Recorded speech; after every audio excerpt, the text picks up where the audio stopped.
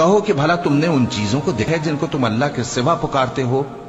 ذرا مجھے بھی تو دکھاؤ کہ انہوں نے زمین میں سے کون سی چیز پیدا کی ہے یا آسمانوں میں ان کی کوئی شرکت ہے؟ اگر سچے ہو تو اس سے پہلے کی کوئی کتاب میرے پاس لاؤ، یا تمہارے پاس علم انبیاء میں سے کچھ ہو تو اسے پیش کرو۔ اور اس شخص سے بڑھ کر کون گمراہ ہو سکتا ہے جو ایسے کو پکارے جو قیامت تک اسے جواب نہ دے سکے اور ان کو ان کے پکارنے ہی کی خبر نہ ہو۔ اور جب لوگ جمع کیے جائیں گے تو وہ ان کے دشمن ہو جائیں گے اور ان کی پرستش سے انکار کر دیں گے۔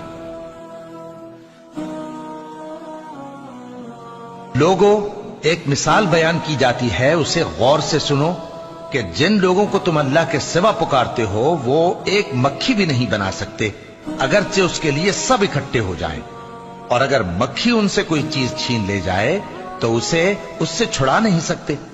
طالب اور مطلوب یعنی عابد اور معبود دونوں گئے گزرے ہیں۔ ان لوگوں نے اللہ کی قدر جیسی کرنی چاہیے تھی نہیں کی۔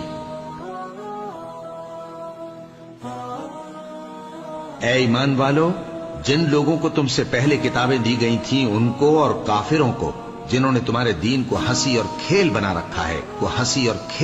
رکھا ہے دوست نہ بناؤ، اور مومن ہو تو اللہ ہی سے ڈرتے رہو۔